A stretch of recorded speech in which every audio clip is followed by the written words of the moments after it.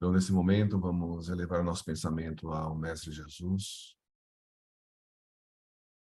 agradecendo a oportunidade de estarmos todos reunidos, encarnados e desencarnados, para o estudo desta noite. Agradecendo por todo o auxílio que temos para enfrentarmos os desafios da nossa jornada, agradecendo pela oportunidade de estarmos evoluindo nesse planeta Terra maravilhoso, agradecendo por esta casa espírita que nos acolhe, nos ajuda, nos ilumina, nos instrui. E vamos manter nosso pensamento elevado, positivo, enfrentando os desafios,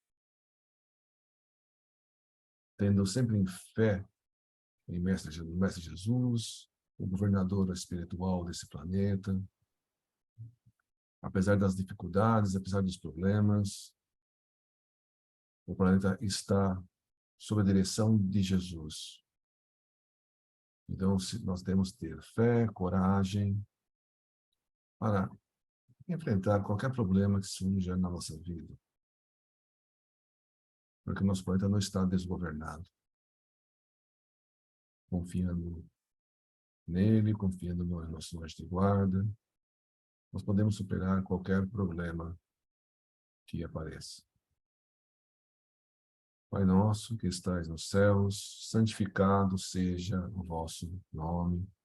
Venha a nós o vosso reino, seja feita a vossa vontade, assim na terra como nos céus. O pão nosso de cada dia dá-nos hoje e sempre, Senhor. Perdoa-nos, Senhor, nossas dívidas, assim como nós perdoamos aos nossos devedores. E não nos deixeis cair em tentação, e livra-nos de todos os males, porque o teu é o reino, o poder, a glória e a misericórdia. E graças ao bom Deus.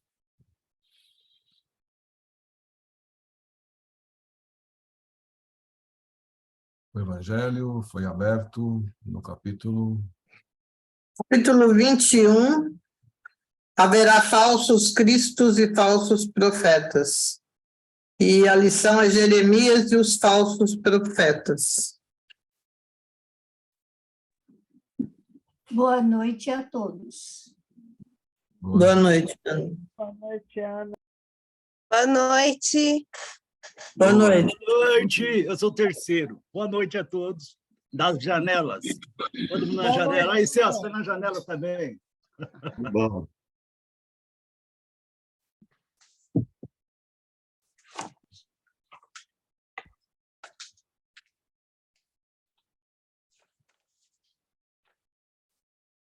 Bom, a gente encerrou o capítulo 1 na última reunião e a gente começa o capítulo 2 nesta.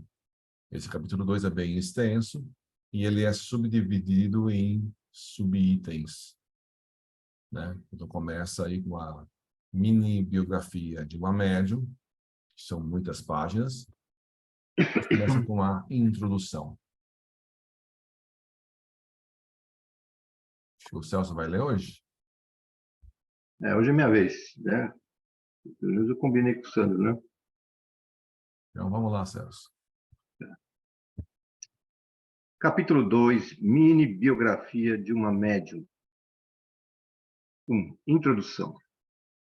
Antes de prosseguir, cumpre-me informar o leitor de que foi necessário, por óbvias razões, preservar certas identificações que nada acrescentariam ao relato, bem como evitar informações que resultassem em constrangimento ou mesmo conflito com pessoas envolvidas. Estamos empenhados na elaboração de uma obra construtiva e nunca na inglória tarefa de demolição. Decidimos atribuir à jovem, referida no capítulo inicial, o nome de Regina, pseudônimo, que já havia sido por mim utilizado em Memória e o Tempo. Em A Memória e o Tempo.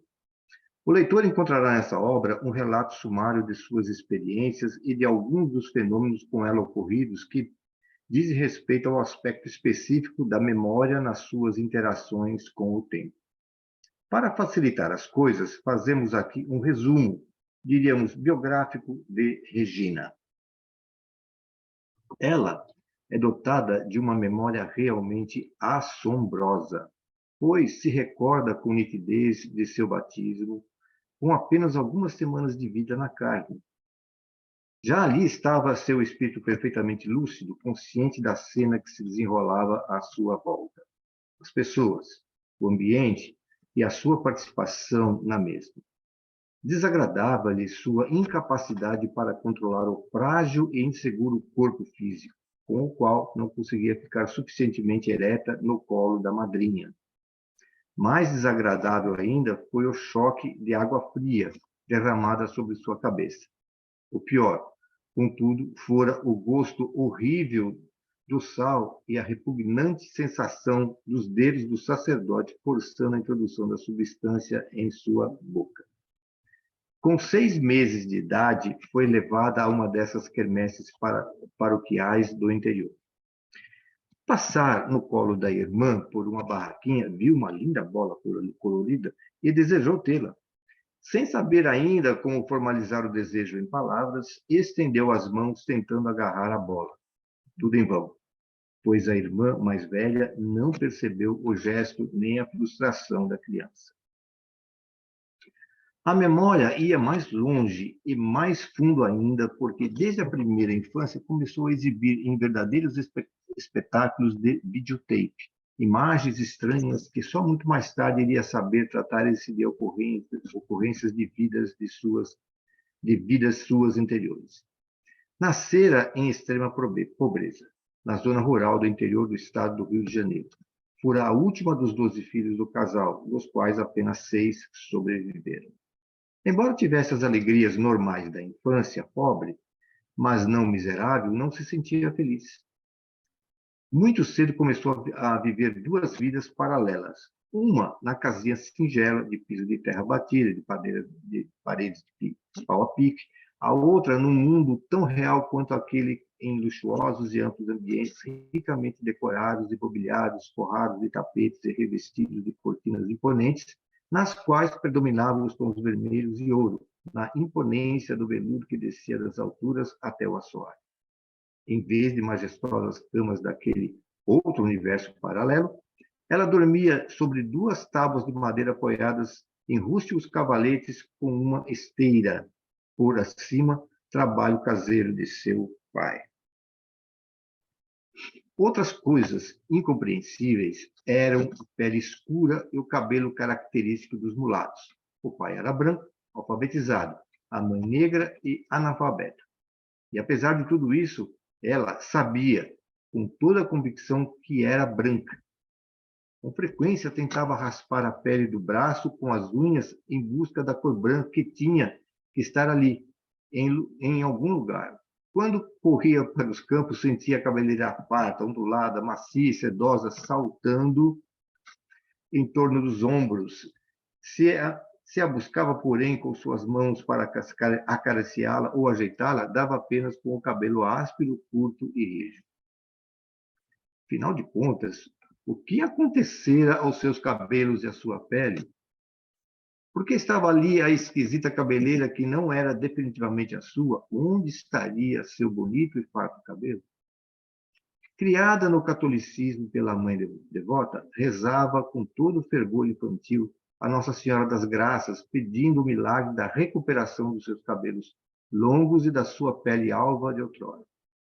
Adormecia cheia de esperanças, ainda enxugando as últimas lágrimas.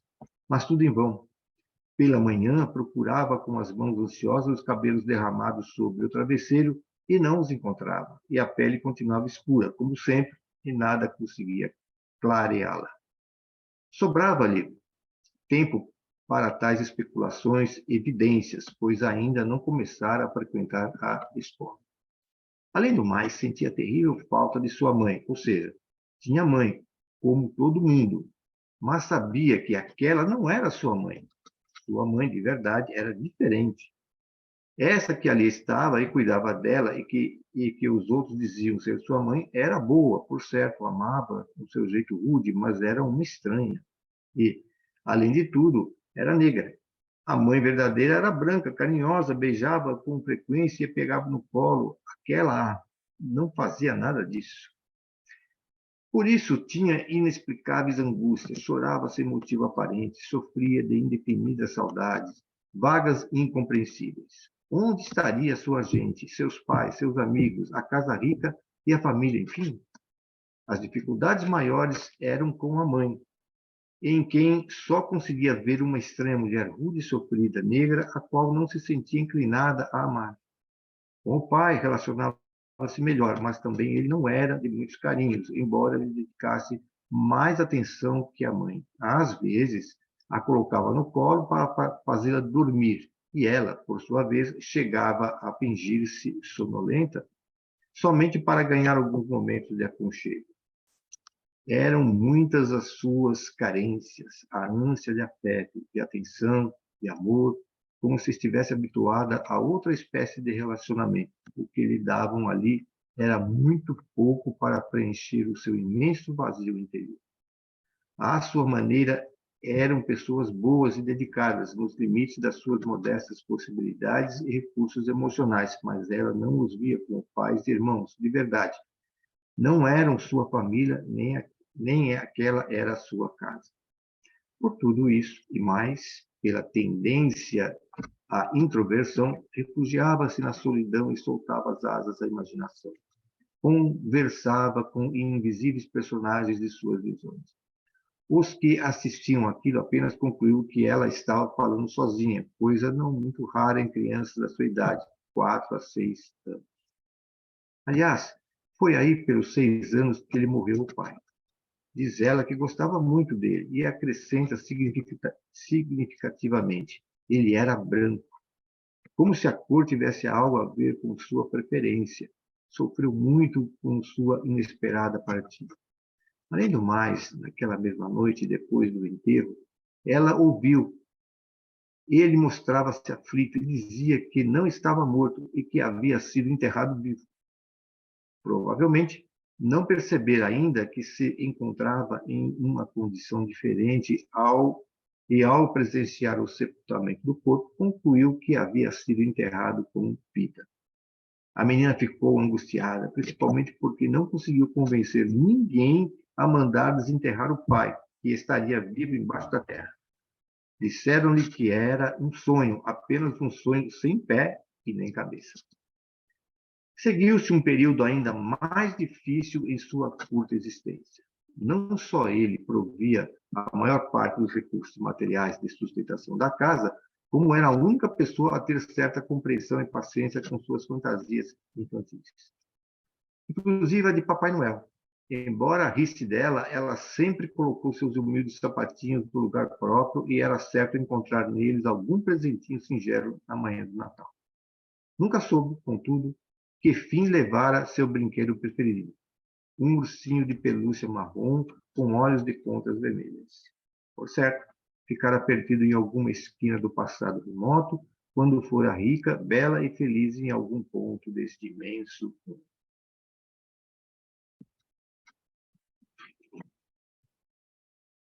Normalmente, quando a gente reencarna, a gente esquece o passado. Esquece as vidas anteriores. E isso é uma bênção para nós, para a gente enfrentar uma nova realidade. Enfrentar, conviver com pessoas que talvez a gente tivesse problemas em outras vidas. Então, tudo faz quando a gente passa pelo processo de reencarnação, da mudança energética do mundo espiritual para o mundo físico, de mudança de tamanho. Naturalmente, a gente esquece o passado. Então, esquece com quem conviveu, os familiares, aonde conviveu, o que fazia, tal. No caso dela, ela lembrava de outras vidas, da vida passada.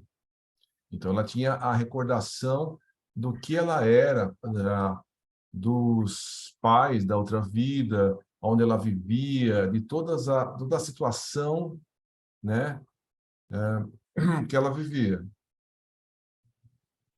Normalmente, também, quando a gente faz assim, a gente, na vida, nos primeiros anos de vida, a gente vai se adaptando ao novo corpo.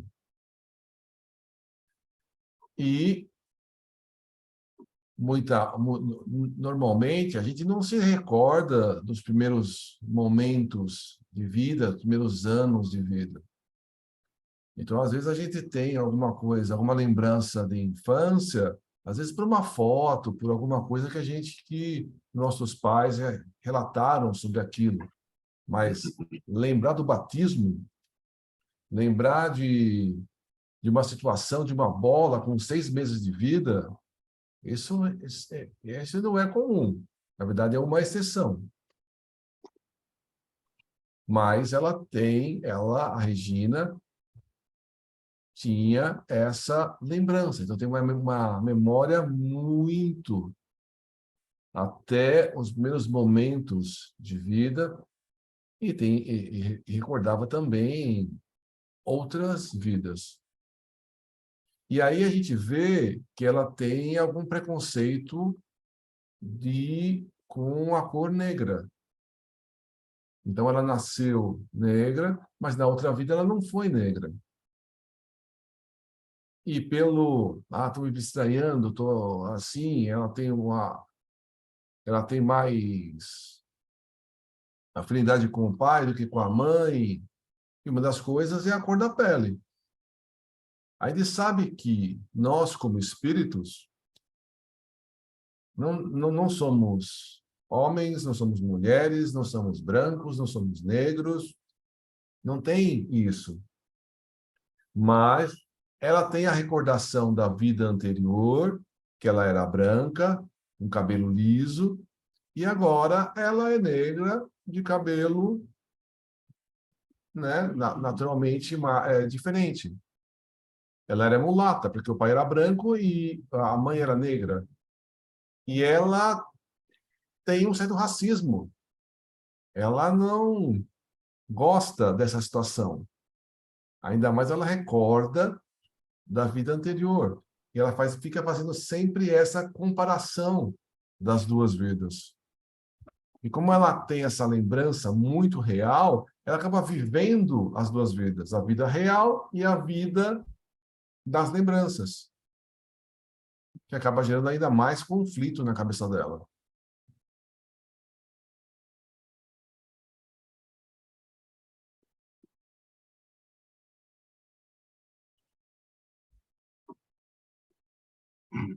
Eu acho que essa clarividência espiritual que ela tem, na verdade, eu acho que muitos de nós não têm nesse nível aí, né? Porque isso acho que é derivado já do espírito, acho que um pouco mais já adiantado, né? Porque apesar dela ela ver, ela fazer essas comparações porque ela tem lembranças de memória e tudo mais, ela deve ter vamos dizer assim, um merecimento por isso aqui. Mas também ela, ela, ela questiona, mas aceita bem também isso daí. Ela não fica totalmente perdida no mundo, né? Mas eu acho que também na nossa vida, mesmo a gente não lembrando do passado, tem certas coisas que a gente tem certas percepções. Eu vejo, por exemplo, que em certas famílias, né, quando um dos familiares, né, encarnado dentro daquela família, ele tem dificuldade em se acertar com os outros, né? Isso já é um detalhe de que tem coisas relacionadas com o passado, né? As nossas preferências que a gente tem, né, não vieram daquele lado. Quer dizer, um irmão tem uma diferença de outro. Todo mundo é criado igual, mas um tem preferência por uma coisa assim, o outro. Então, de certa forma, em parte, a gente tem esse sentido, né? Vindo de outras encarnações. Só que ele está muito limitado para nós. E no caso dela, não, né? Ela é bem franca, bem aberta, né? Eu fico também imaginando quando ela disse que o padre colocou o sal na boca dela. Eu fico lembrando, não sei quem foi que me falou para mim. Você lembra da primeira vez que você tomou Coca-Cola? Gente, todo mundo fala que a Coca-Cola, para a primeira vez que você experimenta, é a coisa mais ruim desse mundo, mas depois a gente acostuma, né? E ainda gosta. Pois é. Vamos lá, então. Alucinações. Alucinações? Tem ponto de interrogação aí. Será que alucinações? Algum tempo após a morte do pai, a família mudou-se para um centro maior. Regina, mais crescida, continuava uma criança triste, muito triste. Entraram num período de sérias privações, agravadas nela pela sensação de exílio, de desajuste e de incompreensão. Era como se a adormecida, branca, linda, rica e feliz acordasse de repente ali naquele mundo estranho, numa casa feia, pequena, cercada de gente desconhecida e, pior de tudo, num corpo que definitivamente não era o seu. As dificuldades se acentuaram com a adolescência, e especialmente o desajuste da família. Não encontrava em seus parentes ressonância alguma para seus anseios sociais e emocionais. Não se importavam com o arranjo da casa, o cuidado com os móveis e objetos, mesmo pobres. Ela ansiava pelo requinte. Queria a mesa bem posta e forrada, com toalhas de imaculado linho e os alimentos em travessas apropriadas e, se possível, alguém para servir. Problemas suscitados pelos preconceitos raciais também se intensificavam. Embora ainda inconformada, fora forçada a aceitar sua pele e cabelos tal como eram. Não havia como mudar a situação. Eram fatos consumados, produzidos por motivações desconhecidas e misteriosas, mas imutáveis. Não admitia, contudo, ser cortejada por um rapaz de cor. Decidira jamais casar-se para não passar adiante a herança genética, que considerava um verdadeiro estigma. A cor era como que a marca invisível de uma vergonha que cumpria sufocar e esquecer. Longe de atenuar os problemas, a adolescência os agravou. O universo paralelo tinha agora personagens tão vivos quanto qualquer outro de carne e osso. Sem saber o certo o que se passava com ela, a menina romântica vivia em toda a sua intensidade uma novela de amor e devotamento. O objeto de sua ternura era um homem que também a amava e a cercava de cuidados e atenções carinhosas em admirável identidade de propósito e entendimento. Ela via nele um ser ideal, maravilhoso, o companheiro perfeito. Era compreensível que, em confronto com a áspera existência que levava no mundo material, aquela outra face da realidade fosse a mais atraente. Para lá, onde quer que se situasse aquele universo paralelo, ela fugia com frequência para escapar às angústias e pressões do outro. Ali era querida, tinha o conforto de uma existência protegida, na qual nada lhe faltava, nem mesmo, principalmente, o amor. Quando as dificuldades pareciam insuperáveis deste lado, ela emigrava para o outro, em busca da felicidade que lá estava à sua espera. Para isso, bastava imobilizar-se em estado de relaxamento num móvel que lhe oferecesse o mínimo de comodidade e soltar a imaginação. E assim passavam-se as horas num estado de inação e desligamento. Um experimentado psiquiatra talvez diagnosticasse aquilo como crise de catatonia. A vida seguia seu curso em toda a sua intensidade no universo interior. Agora, não eram apenas as visões de ambientes estáticos fixados em fotografias mentais, como na infância. Havia movimento, cor, som, diálogos com outros seres. As cenas que projetavam nítidas e reais, como numa tela de cinema exibir um filme emocionante, no qual a mocinha é, ao mesmo tempo, personagem e espectador. Tão reais quanto ela perdia a noção do tempo e espaço e envolvia-se em conversas com aqueles personagens que ali estavam à sua volta, como qualquer ser vivo. Cada vez mais ela se entregava àquela realidade e rejeitava a outra. Ali era intensamente feliz, tinha seu marido, filhos, uma família com a qual convivia. As tarefas do dia eram desempenhadas como que em estado sonambúlico, mas com impaciência na ansiosa expectativa das horas de recolhimento quando pudesse ir para casa e entregar-se aos seus sonhos. Se ela dispusesse de tempo livre e dinheiro farto, provavelmente teria começado a via dolorosa dos consultórios em busca de psiquiatras, analistas e psicólogos das mais variadas tendências e doutrinas. Teria ficado coberta de rótulos mais ou menos cabalísticos e estaria saturada de drogas, provavelmente internada em alguma clínica elegante. Ficaria, eu, profundamente desapontado se o que se vai ler a seguir fosse tomado como crítica injusta ou ataque às novas profissões que se interessam pelo sofrimento alheio. Desejo limitar minhas observações em torno de uma realidade incontestável, sem apontar o dedo acusador para nenhum médico, psiquiatra, analista ou psicólogo, que conceitos e que teorizações têm suas respectivas ciências na abordagem de um caso como o de Regina, os mesmos de sempre. Primeiro rótulo, sofria de alucinações visuais e auditivas. Quanto ao processo de fuga da realidade, de que maneira poderia ser catalogado? Esquizofrenia, catatonia, psicose maníaco-depressiva, autismo, simples neurastenia ou mera hipocondria? E as neuroses? Quantas delas? Que complexos? Quais? Pelo menos um aspecto qualquer analista poderia identificar com facilidade. Sua óbvia preferência pelo pai com a respectiva indiferença ou rejeição pela mãe caracterizava o complexo freudiano de Eletra. Certamente que haveria outros, o de inferioridade, a não aceitação da cor da pele e do aspecto dos cabelos, de superioridade, a rejeição de namorados de cor e outros. Mediunidade nascente? Animismo? Nem pensar. Em verdade, ela acabou mesmo encaminhada a um analista. Saberia mais tarde que ele era espírita e até médium.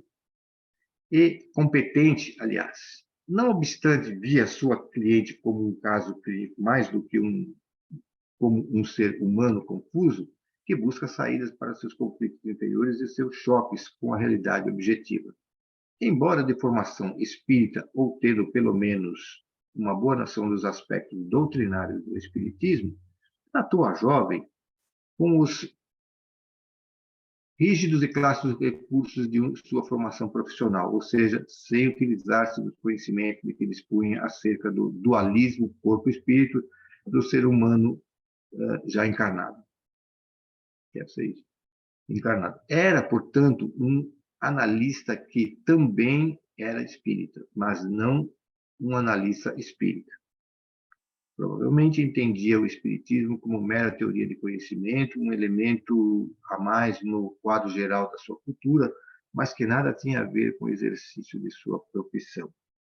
É possível que atuasse como espírito, e até médium, nas demais situações da existência, não, porém, como analista. Não há como criticá-lo ou censurá-lo, pois nem sabemos das razões que o levaram a essa postura. Merece todo o respeito pelas opções e procedimentos. Somente agora, enquanto escrevemos este relato, alguns psicólogos, analistas e psiquiatras de vanguarda começam a utilizar a metodologia terapêutica mais adequada, enriquecida pela valiosa contribuição de importantes postulados espíritas como sobrevivência e reencarnação. A expressão postulados espíritas ficou aí colocada por mera conveniência expositiva, pois, na realidade, o espiritismo jamais se considerou proprietário ou mesmo criador desses conceitos. A doutrina os adotou como princípios básicos, necessários ao entendimento de aspectos ainda mal compreendidos da vida e que eles iluminam e explicam com clareza. O ponto a considerar aqui é o seguinte: o postulado A ou B é verdadeiro ou não? Podemos, com esse ou com aquele, explicar racionalmente aspectos ainda obscuros da psicologia humana? Se são verdadeiros, não pertencem a ninguém, e sim a todos. Isso quer dizer que conceitos como reencarnação e sobrevivência do espírito um dia estarão sendo lidos tanto nos evangelhos, onde, aliás, se encontram há quase 2 milênios, e já se encontravam em outros documentos de conotação religiosa anterior. como em tratados de medicina, psicologia, biologia, sociologia, antropologia, de ciência, enfim, além de compor também uma estrutura básica dos estudos filosóficos. Pelo menos na filosofia, ninguém estará inovando, porque era exatamente aí que pensava Sócrates, há mais de 24 séculos, e não me consta que ele fosse um débil mental. Precisamos, contudo, ver como foi a experiência de Regina com seu analista.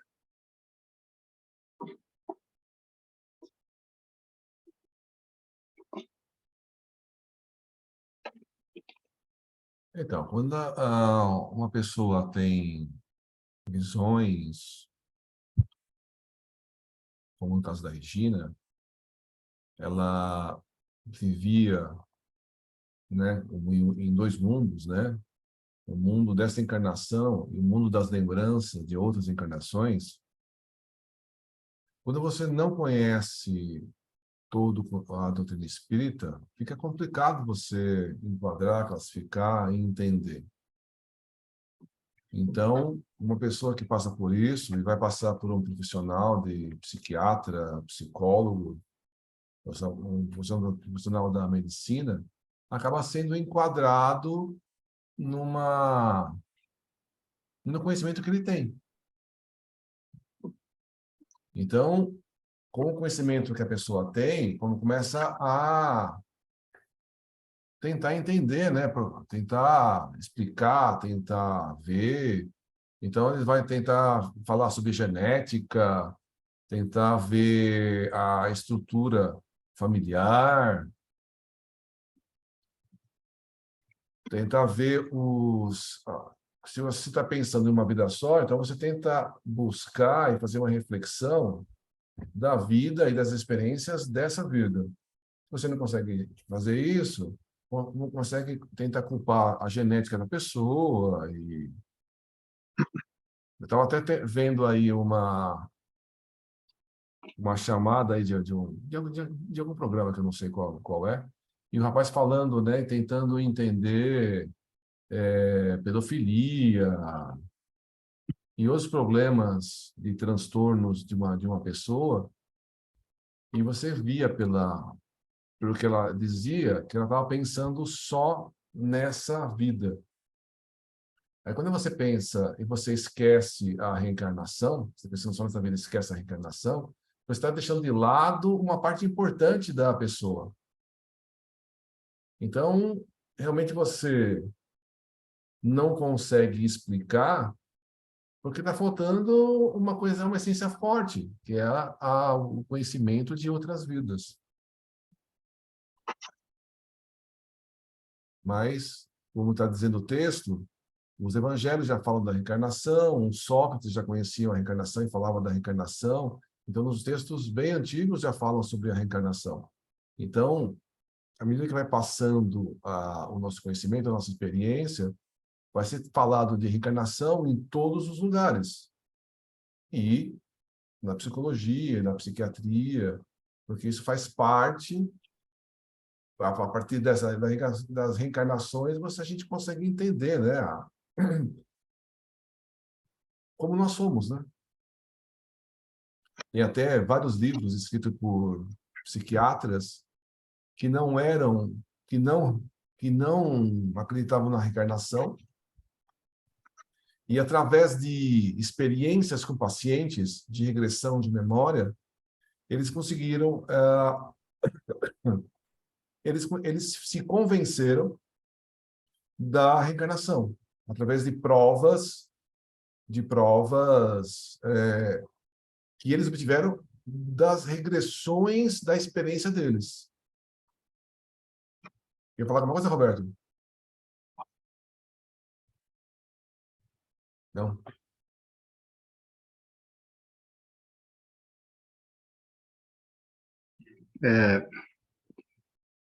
A questão da ciência também, a gente tem que lembrar que a medicina, assim como a ciência, ela não consegue passar a visão dela além da visão material, né? Mesmo que sobre a visão material se possa fazer algum tipo de abstração, né? Tentar imaginar o que pode ser que está acontecendo. Justamente pelo fato de não terem como buscar a causa verdadeira. E quando a causa verdadeira não está aqui, mas está em vidas anteriores, fica difícil mesmo, né? Então, a medicina acaba mais trabalhando sobre efeitos, né? E não na causa. Por isso, então, que para resolver, é melhor atacar remédio, considerar esse daqui o meio mais eficaz para combater o desequilíbrio que a pessoa está passando, a psicose dela. 3. Psicanálise. Sem entender o que se passava com ela própria e até mesmo temerosa de que tudo degenerasse numa crise geral de alienação, ela resolveu buscar ajuda de quem estaria profissionalmente preparado para escutar sua problemática, explicá-la e proporcionar-lhe orientação confiável. É que, a essa altura, as fugas estavam se tornando cada vez mais frequentes e mais longas, e, por contraste de consequência, o mundo material cada vez mais áspero, difícil e insuportável.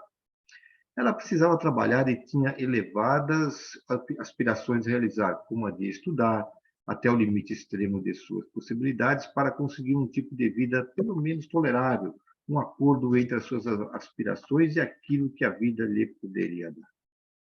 Não tardou muito o desencanto com a metodologia terapêutica do analista.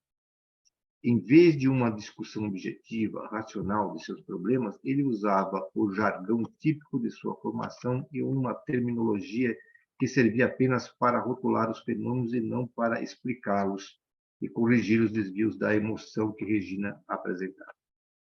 Falava-lhe em alucinações visuais auditivas e em processos de fuga, com tendências autistas. Abordava o problema das neuroses de maneira habitual e pior que isso, prescrevia drogas para relaxar, dormir e combater a inexplicável rejeição pelo alimento e as coisas dessa natureza. Em paralelo com os antidistônicos, prosseguia a busca dos traumas da infância. A questão, contudo, é que os tais traumas, que certamente existiam, não estavam guardadinhos à espera da análise, no âmbito de uma vida que mal excedia 2 décadas. Eles vinham de longe, muito longe, no tempo e no espaço. Regina foi dotada desde a mais tenra idade daquilo que John Grant, escritor inglesa, chama de far memory, memória remota. Ao contrário da maioria que esquece, a memória é uma coisa com a qual a gente esquece suas lembranças do passado, varavam as camadas do tempo, escapavam pelas trinchas dos cofres secretos de sua intimidade e se apresentavam dramatizadas, vivas, dotadas de movimento, cor, som e emoção à sua aturdida vidência. Não caberia aqui uma contestação formal à doutrina freudiana de um passado traumático, nem a de que existe nítida possibilidade de ajustar as emoções em tumulto ou, pelo menos, aliviar os conflitos íntimos quando os traumas são identificados, debatidos e racionalizados. Não que isto seja uma panaceia capaz de solucionar qualquer distúrbio da mente. É claro, mas porque é realmente no passado que se encontram os conflitos que hoje emergem como neuroses e psicoses de variada conotação e terminologia. Não há o que discordar o dominante professor vienense na forma desses conceitos válidos. Pelo contrário, o que se propõe é que sejam ampliados no tempo a fim de que possam alcançar não apenas os possíveis traumas infantis de uma existência, mas também os mais remotos de antigas vivências alhures. Interferindo nesse jogo de emoções em tumulto, havia ainda o complicador adicional da mediunidade que nem o analista nem ela estavam levando em conta. Ela, porque não sabia, ele, porque não queria. Grande parte daquela fenomenologia eram certamente de origem anímica, ou seja, gerada pelo psiquismo da própria Regina como resultante da manipulação voluntária ou involuntária de seu inconsciente, onde se agitavam memórias de muitas vidas que lutavam por emergir e expressar-se. Sem dúvida, porém, participava daquilo tudo um componente mediúnico, pois mediunidade e animismo são fenômenos conjugados e complementares.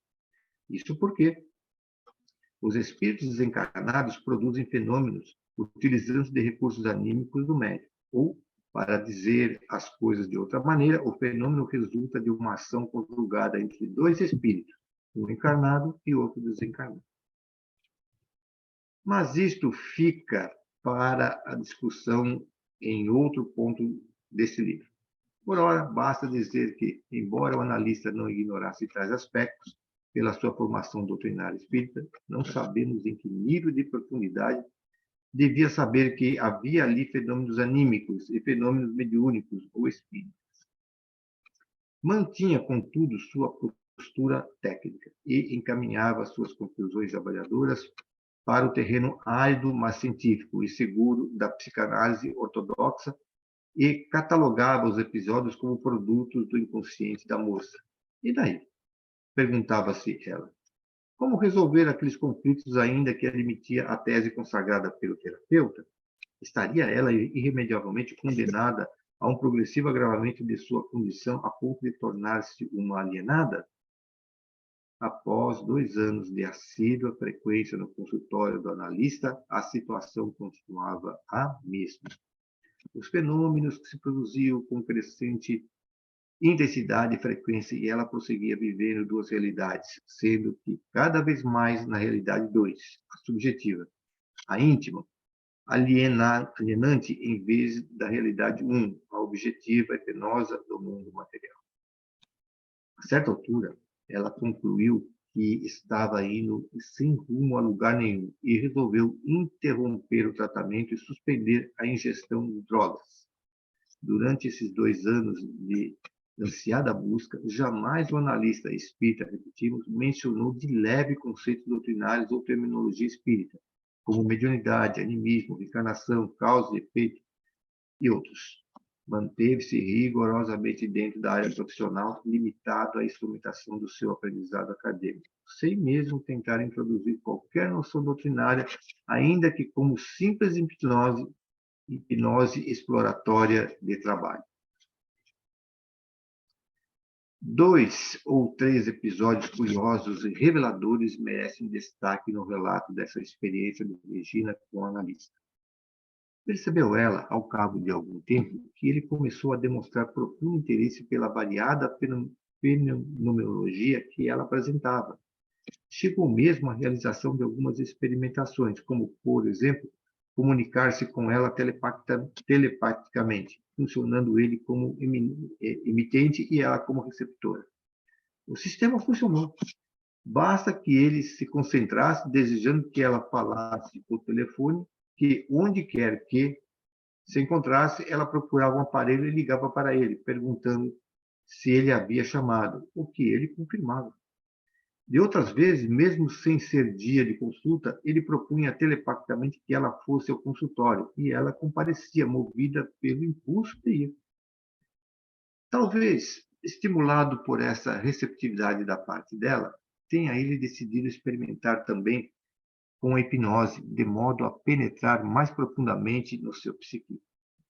Parece que pretendia levá-la a uma regressão de memória com a intenção de explorar suas vivências infantis, ou, quem sabe, saltar a barreira e aprofundar-se na memória integral, onde se acham protegidos pelo inconsciente os arquivos secretos das vidas anteriores. Paradoxalmente, ela não se revelou um bom sujeito. Como seria de esperar? Tentaram o procedimento várias vezes sem êxito. Certo dia, porém, quando começava já a mergulhar na zona crepuscular da hipnose, ela viu a porta do consultório abrir-se e entrar um espírito. Era uma mulher de estatura mediana, vestida como enfermeira ou médica, cabelos curtos, cuidadosamente penteados a Romeu. Aproximou-se, postou-se à direita de Regina e lhe disse que estava ali para impedir que ela fosse hipnotizada, pois não lhe convinha submeter-se ao procedimento. Prontamente ela ficou em estado de alerta. Fora-se a sonolência que prenunciava o mergulho nos estados mais profundos da hipnose. Como o médico insistisse nos comandos, ela informou-lhe de que ele não conseguiria hipnotizar.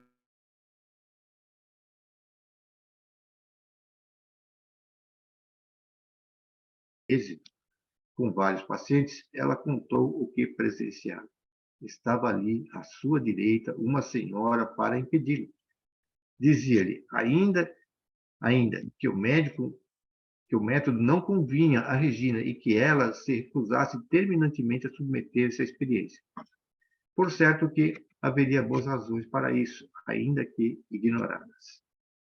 O analista ficou desapontado na maior frustração. Não se sabe se propôs algum termo científico para mais aquela alucinação. Certa vez, ela lhe disse que, embora referindo-se frequentemente a uma irmã, ele era filho único, o que ele, admirado, confirmou. Seus pais haviam criado como filha uma prima dele que fora para sua casa ainda infante. Aí estava, pois, sua irmã de criação. E outra vez ela lhe falou sobre um acidente grave que ele sofrera quando ainda criança, também confirmado. Como Regina sabia disso? Provavelmente era informada durante os seus frequentes desdobramentos. Tais revelações emergiam espontâneas e sem artificialismos ou montagens especiais para impressionar. Nem era a intenção de Regina impressioná-lo com fatos insólitos. Os fenômenos fluíam, tão autênticos como inesperados e sem demonstrações espetaculares ou transes.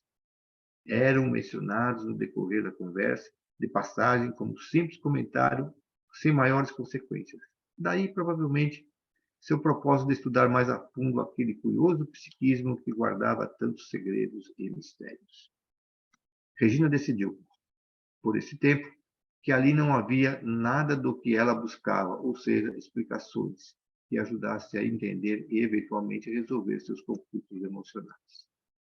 Foi nessa fase que 2 episódios da maior repercussão ocorreram na sua vida: a descoberta do espiritismo e o reencontro com a personagem central de suas vidências, que o analista preferia considerar alucinações ou fantasias subliminares. É o que veremos a seguir.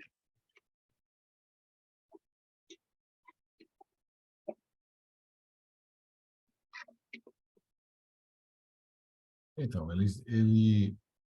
ela foi conduzida, né? Ela foi fazer o tratamento com esse psicanalista. Ele tinha toda a formação científica, mas ele tinha algum conhecimento espírita. Mas ele focou só no conhecimento de psicanálise.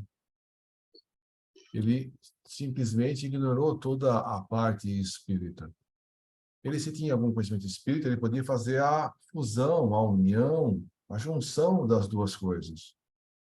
E na hora de procurar entender o fenômeno, entender o que ela passava, ele deveria tentar fazer essa junção dos dois. Muitos problemas, muitos traumas nossos podem ocorrer dessa vida, mas muitos deles ocorrem em outras vidas. Então, é uma coisa natural, dentro de um psiquiatra, um psicanalista, um psicólogo e tal, de fazer, se ele não consegue tratar os problemas, não consegue identificar os problemas dessa vida, ou na memória, ele tenta fazer uma regressão de memória, uma hipnose para fazer uma regressão de memória e tentar achar o trauma, ou o problema. Eu já falei aqui que uma amiga minha, ela presenciou a morte de um amigo quando ela tinha 3, 4 anos de vida, 5 anos de vida. Uma pessoa mãe, pai, tio, sei lá, foi dar ré no carro e as duas meninas estavam brincando atrás do carro. O carro passou por cima de uma delas e matou uma criança. E ela estava do lado. Não foi, não, mas ela viu a amiga sendo atropelada. E problemas, né, de algum trauma. Aí fizeram essa regressão e foram até esse momento do atropelamento da amiga, que ela não lembrava de maneira consciente, mas era um problema que ela tinha lá no inconsciente. E você relembrar de uma coisa, então você faz uma regressão, você lembra do trauma. Aí o psiquiatra, sabendo o que é o trauma, ele consegue trabalhar para superar aquele problema. Logicamente que você só saber do trauma é pior, né? Só saber do conflito, saber do problema é ruim. Tanto que o Divaldo fala que regressões de memória devem ser realizadas por profissionais que saibam trabalhar com essas terapias. Porque você tem que fazer a regressão, achar o problema e trabalhar com ele. Então, se eu faço uma regressão e encontro um trauma que eu tive problema, eu matei uma pessoa muito próxima minha. Aquele fato de eu ter matado alguém que é próximo meu hoje pode gerar um problema maior ainda. Aí eu tenho que trabalhar aquela lembrança para que eu consiga superar. Só lembrar não é bom. Lembrar e trabalhar é isso.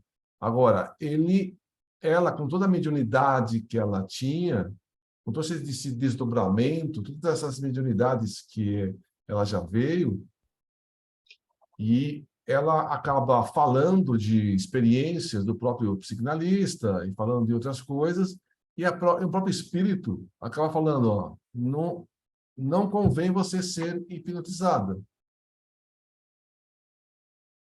E ela acaba não deixando ser hipnotizada.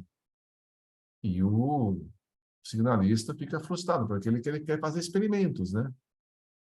Como eu já falei aqui, que livros foram escritos com as experiências de regressões de memória.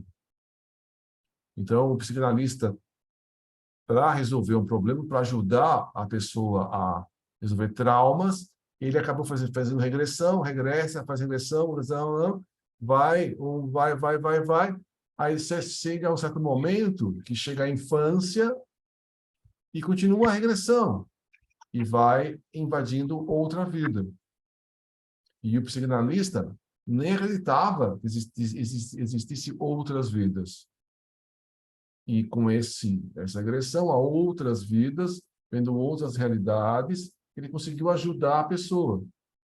E vindo essa regressão de outras vidas, com 1, 2, 3, muitos pacientes, aí o psicanalista se convenceu que existia reencarnação. Se fosse uma pessoa só, ele não ia. Mas como ele viu naquela realidade com muita gente, ele acabou se convencendo, até escreveu livros falando sobre reencarnação, dessas experiências científicas com os pacientes dele.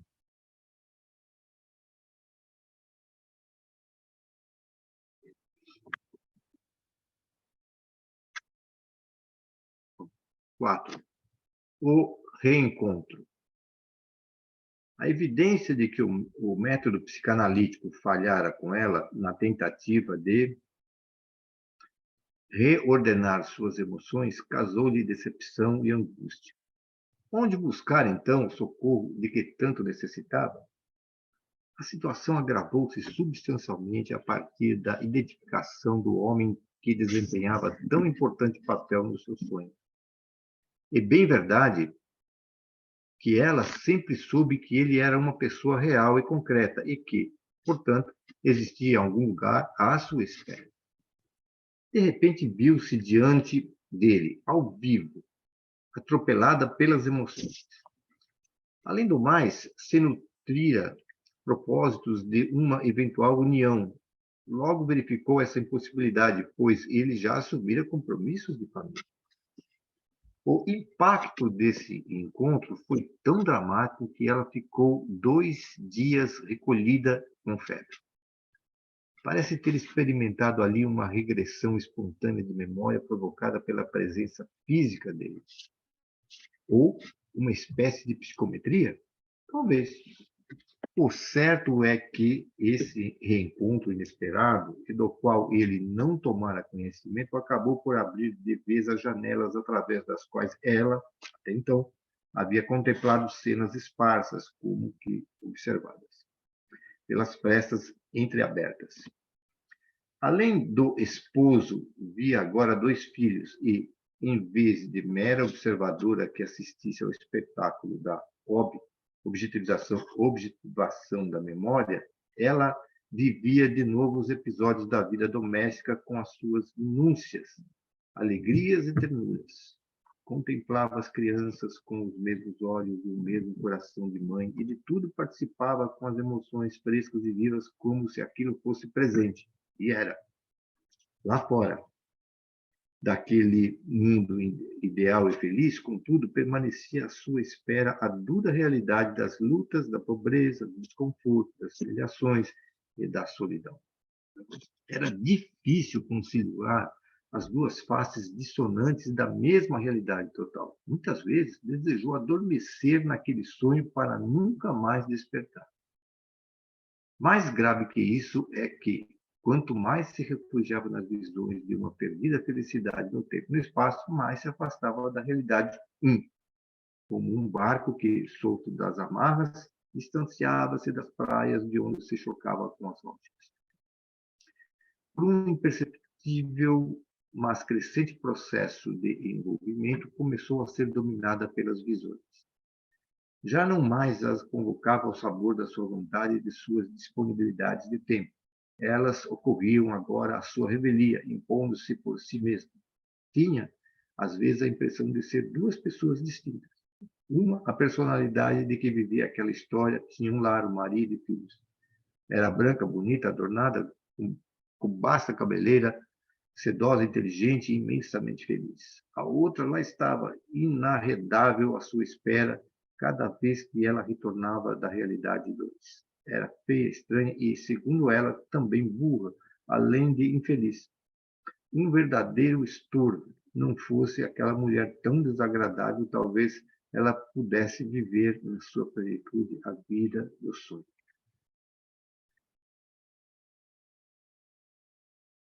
Continuamos? Ou seja, ela encontrou o esposo de outra vida. Então, na outra vida, na outra encarnação, ela era casada, tinha filhos. E ela se sentia feliz na outra encarnação. Aí ela encontra esse rapaz nessa vida, reencarnado. E ela reconhece esse rapaz como esposo da outra encarnação. Só que esse rapaz, nessa vida, já era casado e tinha filhos, tinha uma família. Então, ela estava nas lembranças da encarnação anterior, e ele aqui já tinha reencarnado também, e tinha casado com uma outra pessoa, tinha filhos. Aí isso gerou para ela um conflito que acabou empurrando ela ainda mais para a realidade 2, mais para a realidade das lembranças das outras vidas, da vida anterior.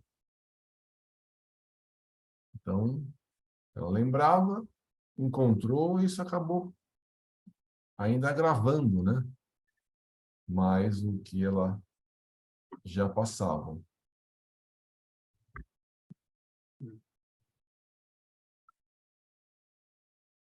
Cinco, terapia da conversa. Foi quando começou a temer pelo seu futuro. já experimentava certa dificuldade em deixar o mundo paralelo para enfrentar os compromissos, carências e frustrações deste. Era preciso encontrar ajuda competente e com urgência, enquanto ainda estava lúcida e podia distinguir uma realidade da outra.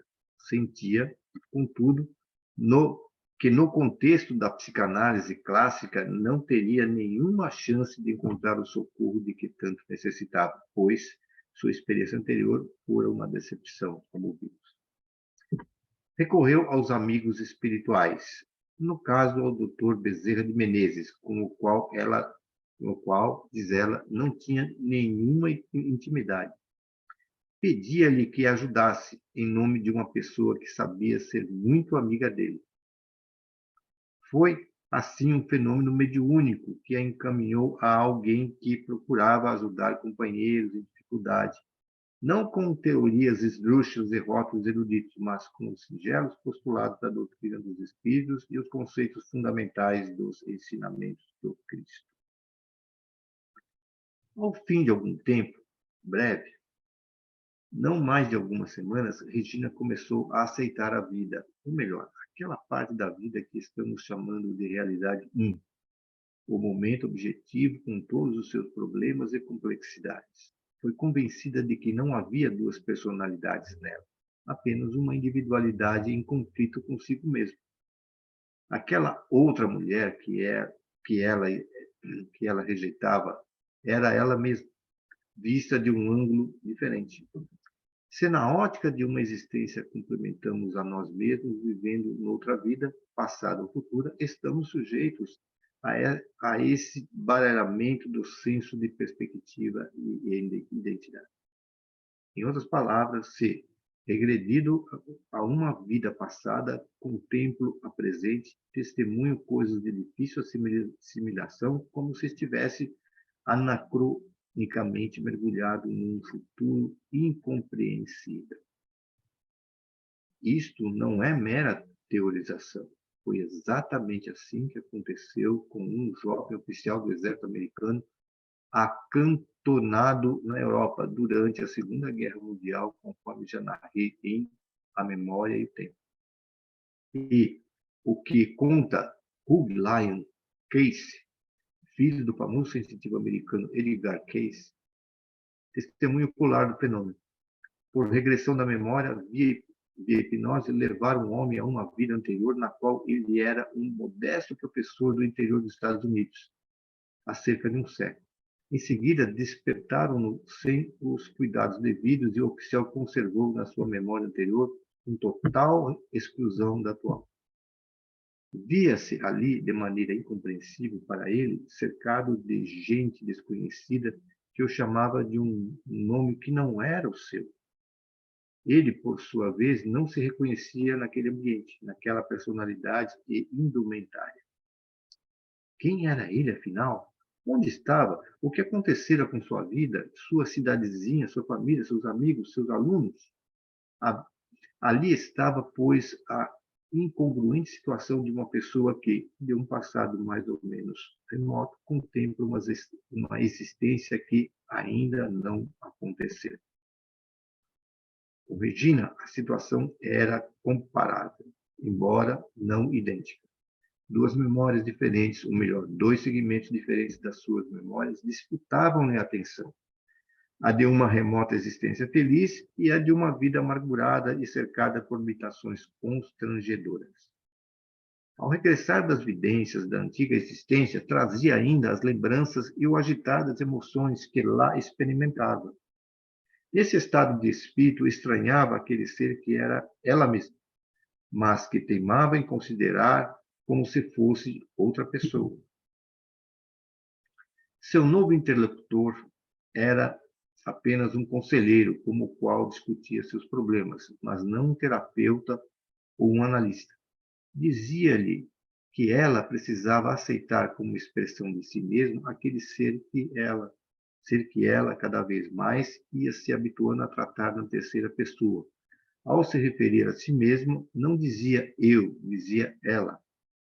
Suas chamadas alucinações, acrescentava o conselheiro, não passavam de evidências ou revivências de uma vida anterior que, por alguma razão desconhecida, estava emergindo das profundidades da memória. Havia, contudo, uma vida pela frente para ser vivida em toda a sua intensidade, com todos os seus problemas e, certamente, com o valioso potencial de acertos e conquistas, se tudo fosse feito de maneira adequada.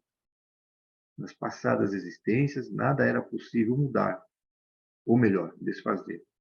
Mas na atual, tinha de aproveitar as oportunidades para refazer o que não fizera bem feito ou com acerto.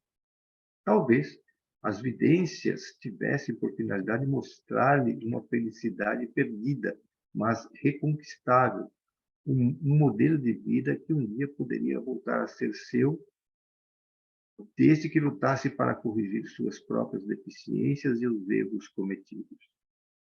Se é que desejava reunir-se àqueles entes amados, e como desejava, precisava aceitar a vida presente com todo o seu cortejo de dores e dificuldades e vivê-la da melhor maneira possível, utilizando-se corretamente dos recursos e possibilidades que lhe haviam sido concedidos precisamente para recuperar-se.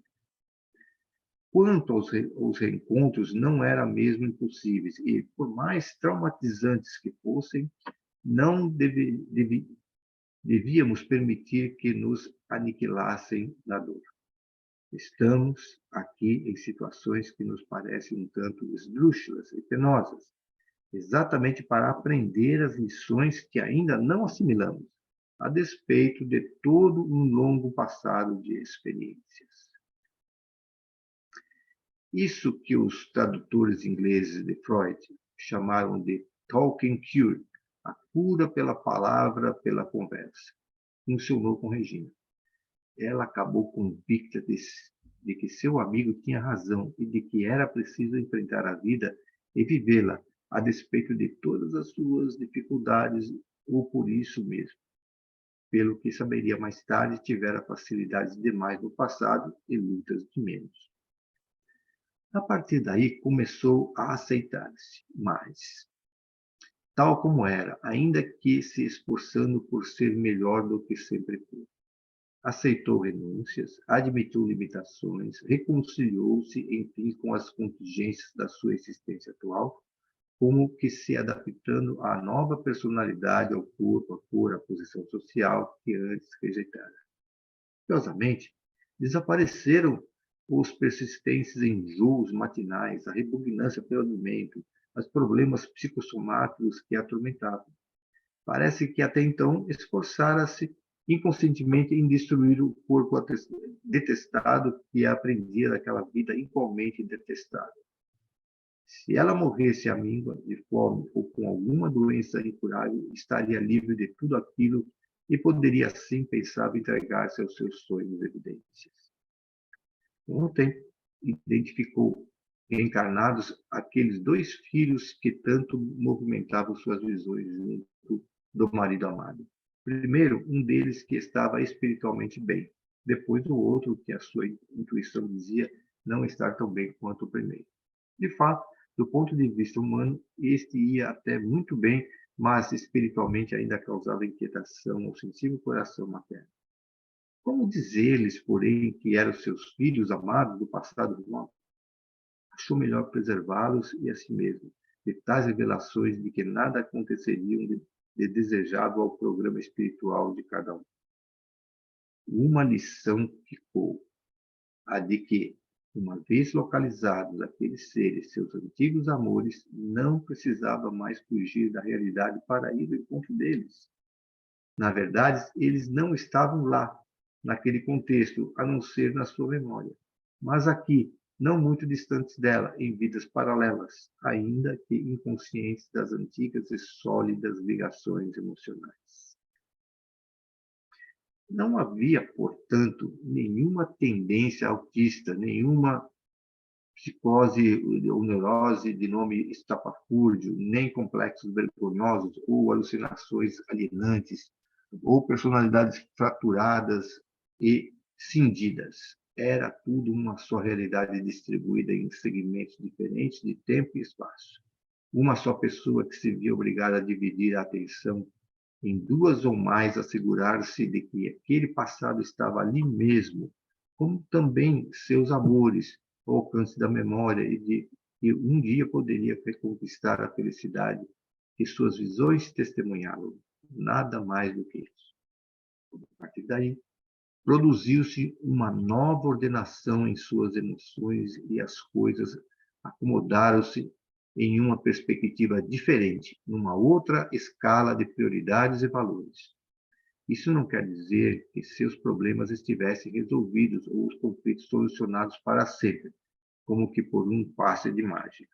Os problemas estavam ali e ali continuaram, mas ela os via agora com uma ótica diversa, segundo a qual eles se mostravam coerentes e solucionáveis e não incongruentes e inabordáveis como antes. Em suma, não eram mais alienantes. Faltava apenas reorientar e reordenar a atividade mediúnica. Foi o que aconteceu a seguir. Antes, porém, vamos dar um passo ou dois atrás para ver o que aconteceu nesse ponto.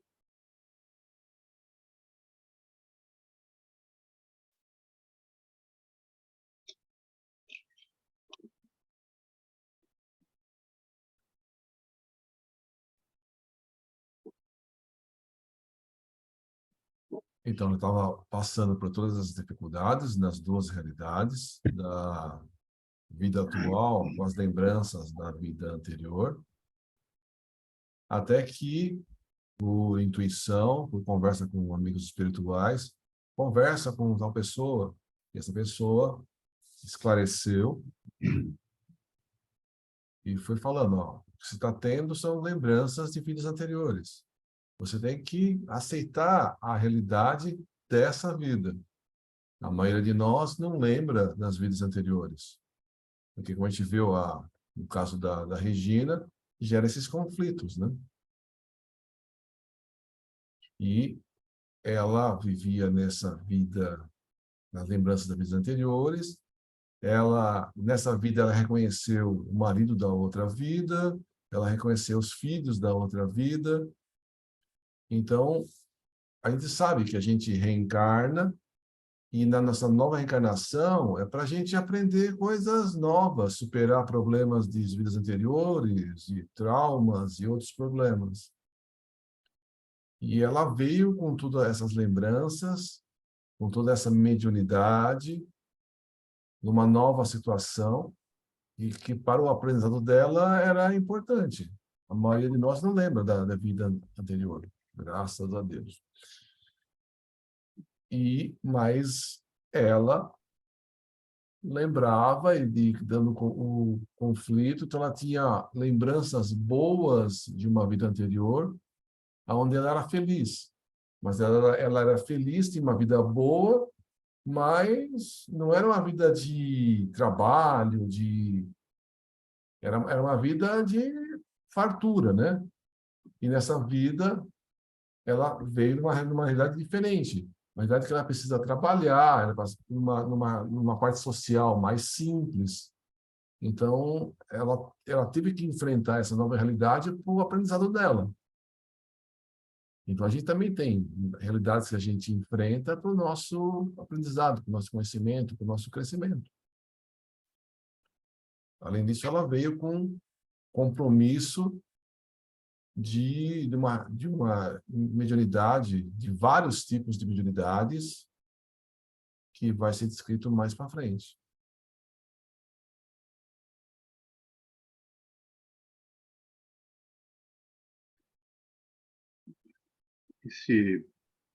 Esse estudo, nós que vivemos em uma entidade espírita, né? Uma instituição espírita, uma das atividades da instituição espírita é o atendimento fraterno que nós temos. E lá vem desembocar no atendimento fraterno algumas coisas similares. Tem gente que tem uma mediunidade, ela vem em diversas situações. Agora mesmo, nesses dias atrás aqui, apareceu uma menina, né? Uma família assim, até bem abastada, parece que é fazendeiro, inclusive. E a menina começou a ter as vidências. Só que ela está num período em que ela está fazendo curso para encontrar uma faculdade de nível superior, ela pretende fazer medicina. Mas ela vê os parentes que morreram, e só que os pais não eram espíritas, né? Não é espírita. E aí?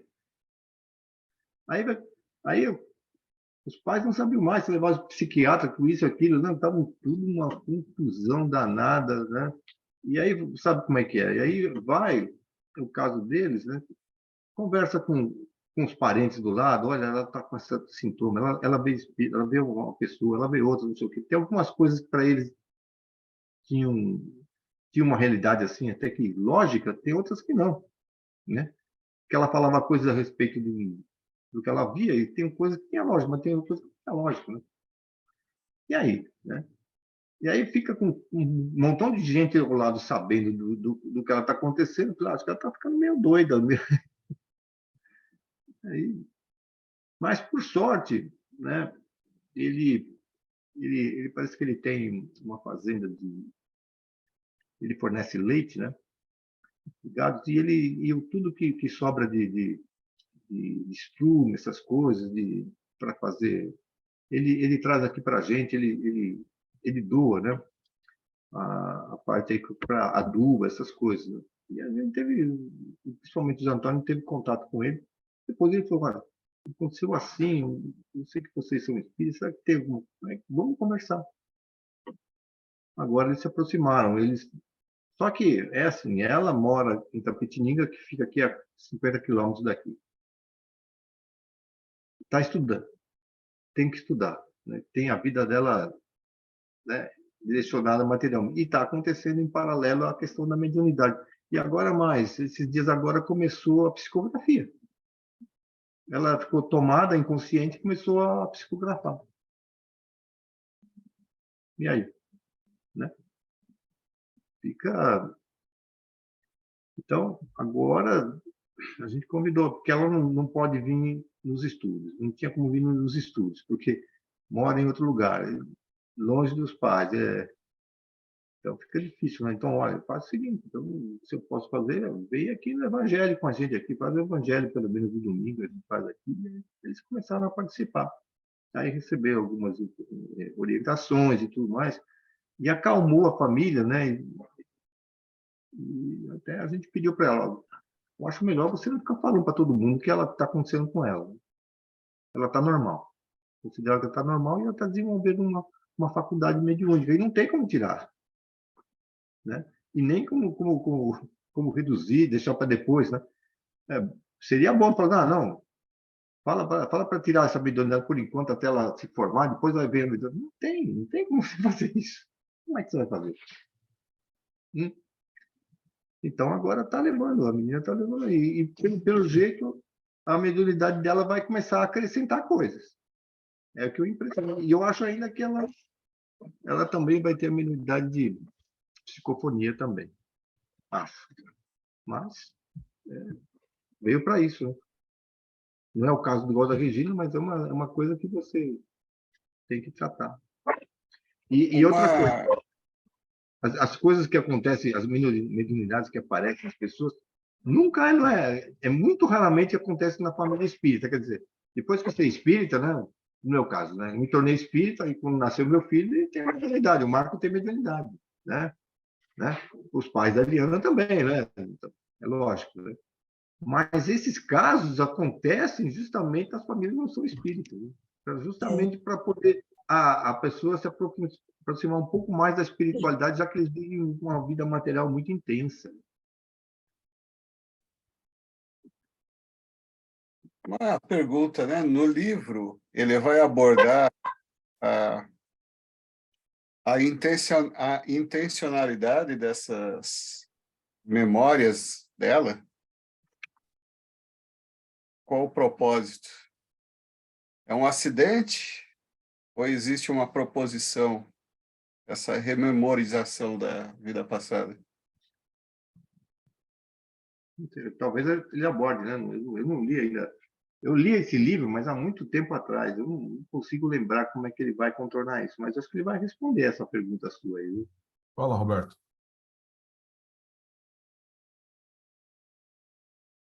Olha, eu passei por diversas situações, né, na mediunidade ou no meus resgates, ou o que fosse, né? E me lembro nitidamente, né, que eu morava perto de uma oficina mecânica. Aí o mecânico estava no portão, lá na esquina da avenida, e eu estava vendo um mecânico enforcado no pilar, no outro portão. Aí eu olhava para o mecânico, estava ele lá. Olhava no pilar, até com a língua de fora, enforcado por corrente. E todas as vezes que eu via esse mecânico, ele estava enforcado no pilar, né? E ficava de frente com a minha casa, né? Então, e várias outras coisas aconteciam sempre com essa dupla, essa bicorporiedade aí. Na minha opinião, Celso, o que acontece com a moça Regina, eu acho que foi assim, ela foi uma personagem, na minha opinião, ela foi uma personagem muito racista. Eu vou pegar a Ângela como exemplo aqui de um desdobramento. A Ângela era rica, uma fazenda imensa, uma mulher com os cabelos muito bonitos, ela muito bem arrumada, mas ela não suportava as crianças, sabe? Então, os desdobramentos, a vantagem do desdobramento, vamos dizer que eu fui ver quem eu fui, que eu fiz várias vezes, a vantagem é que você está vendo você. Só que você está numa realidade, no desdobramento, você fala, caramba, e eu fiz isso, e eu estou vendo eu fazendo isso. Então, todos esses filmes, né, que passaram nas encarnações que eu fiz coisas erradas, né? É que ela sofre de um desdobramento, só que ela está acordada, no caso. Na minha opinião, como eu acho que ela foi teve um racismo muito grande, então, nós sabemos que lá, no livro que nós, na Memória Suicida, né, que tem um acordo, tem uma conversa, tem um estudo, um curso, tem uma aceitação, vou ou não vou, né? Aí eu vou. Então, para ela ter a consciência viva nela, que ela foi talvez muito agressiva no racismo, então ela veio negra, né? Mas com uma consciência do branco. Eu, quando era branca e tinha namorado, marido e tal, e a cor era isso, o cabelo era aquilo, mas, na minha opinião, ela foi mais um resgate misturado com a mediunidade. O bom da história é que na mediunidade dá para fazer o curso, né? Que nem a moça que o Celso está falando, a diminuição da pineal ajudaria demais a moça. Eu vi várias vezes o Dito fazer isso, e o Antônio também. Diminuir a pineal, a entrada fica menor, diminui a mediunidade, que dá para a pessoa continuar sendo médium. E depois abre mais tarde, né? Mas a moça, ela passa por um resgate bem grande, que ela sabe, você vê que ela foi procurar centros, né? Ela foi em busca de saber o porquê que acontecia, o que acontecia. Então, na minha opinião, ela está se resgatando e se aprendendo, e os outros aprendendo junto com ela, tudo o que ela está passando. Era isso que eu queria dizer. Então, quando a gente não é espírita, né? E a gente tem a mediunidade, a gente é empurrado para o espiritismo, né? Então, as experiências que a gente acaba tendo faz com que a pessoa chegue na doutrina espírita. No meu caso, porque eu já nasci numa família espírita. Mas outras pessoas acabam tendo experiências que, para buscar resolver um problema aqui, um problema lá, buscam a doutrina espírita. Então, às vezes a situação, a perturbação, então no caso da Regina, ela tá buscando a doutrina espírita porque ela quer resolver um problema que ela tem. Então, muitas vezes as pessoas chegam na doutrina espírita pela dor, pela dificuldade, passando por um desafio qualquer, e vai, busca, e chega dentro do espiritismo. O Divaldo também relata uma pessoa, numa das palestras do Divaldo, ele fala o seguinte, que tem um rapaz, né? Ele tem lá um filho, e o filho fala, eu não sou seu filho, eu sou seu pai. Como assim? Você é meu filho. Não, não, não, não, não. Eu sou seu pai. E meu nome é tal, eu fui na guerra, na Segunda Guerra Mundial, eu pilotava um avião desse tipo, e descreve exatamente o avião, e eu morri num acidente aéreo, e descreve o acidente aéreo. E ele fala, eu sou seu pai, não sou seu filho. Então, como ele ele é neto dele mesmo, ele é neto dele mesmo, ele desencarna e reencarna num período curto de tempo, o que não é normal, né? O normal é você voltar depois de, sei lá, 100 anos ou mais, do período que você desencarnou. No caso dele, por algum motivo, ele voltou muito rápido. Não sei se isso facilitou dele lembrar a vida dele anterior. Mas ele relata, ele fala, eu pilotava avião assim, tinha, né, o modelo era esse. É uma criança de, sei lá, 5, 6 anos, e que fala, eu sou seu pai, mas respeito comigo. E o Divaldo também conta um outro caso de uma menina que lembra também da vida anterior, e ela vai falando, descrevendo, e com a descrição dela, eles chegam na casa que ela vivia na outra vida. Ela chegava na casa, mas essa casa não era assim, aqui tinha isso. Ela vai descrevendo a casa da outra vida. Aí, perguntando para as pessoas que moravam, dos vizinhos, falam, não, realmente tinha, aqui era desse jeito, era um casal agora, mas a casa foi vendida e fizeram uma reforma. Então, tem relatos de pessoas que lembram de vidas anteriores.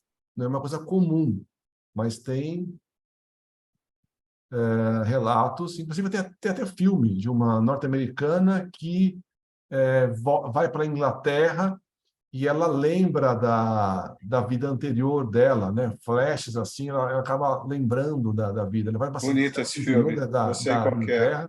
É a vida de Mânica. Hã? A vida de Mânica. Não, minha vida noutra vida.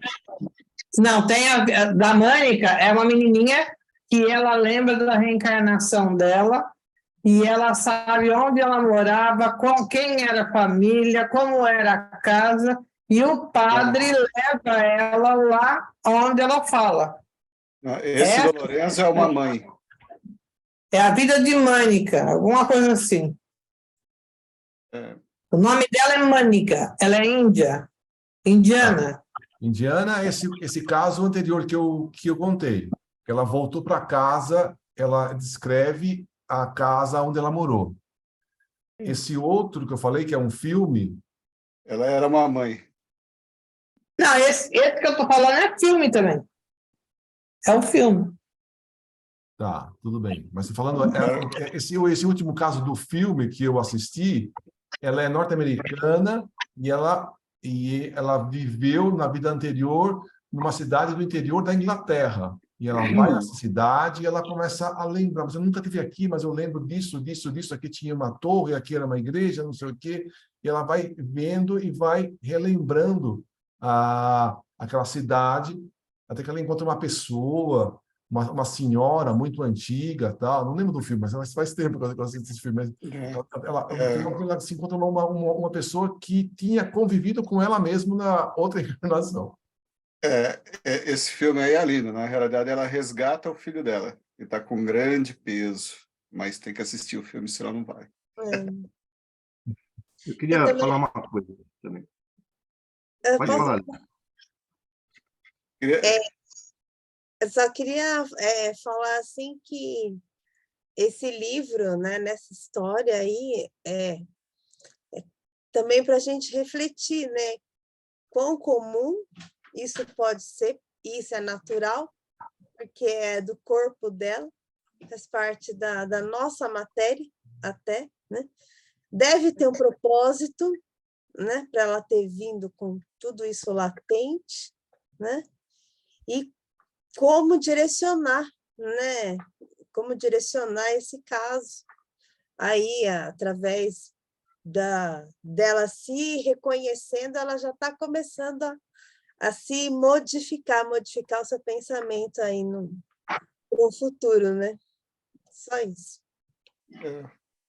Por isso que eu fiquei curioso, né, se tinha algum propósito.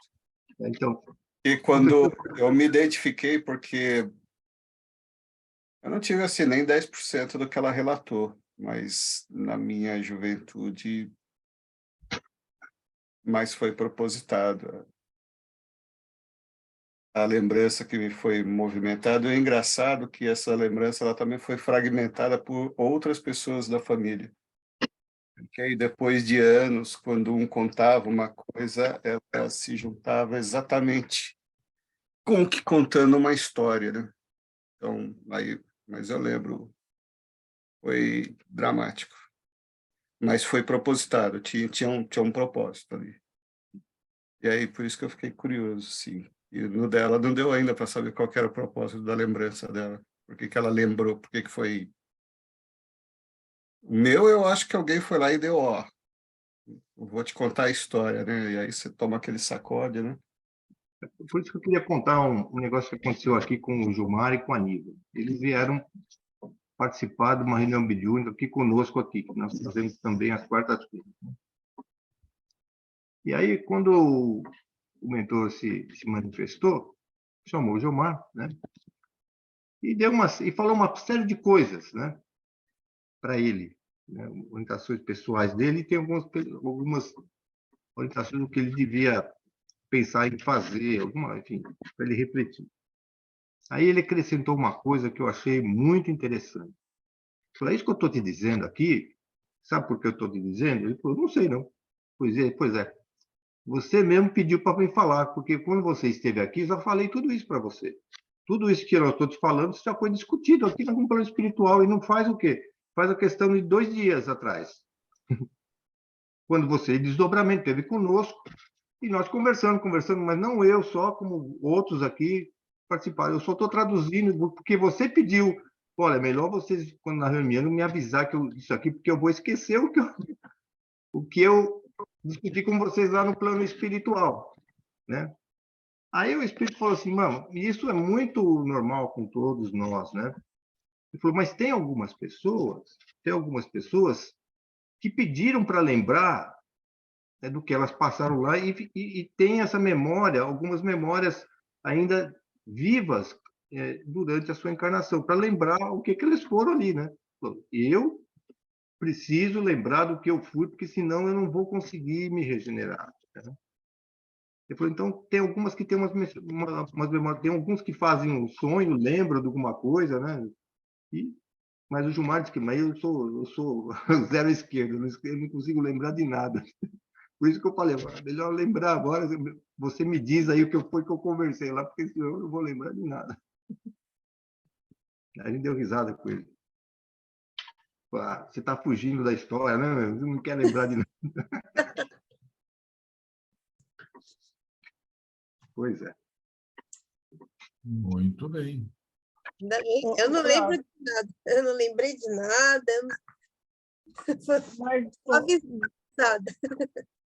Tem aquele autor que fala assim, olha, eu não sei de nada, mas desconfio de muita coisa.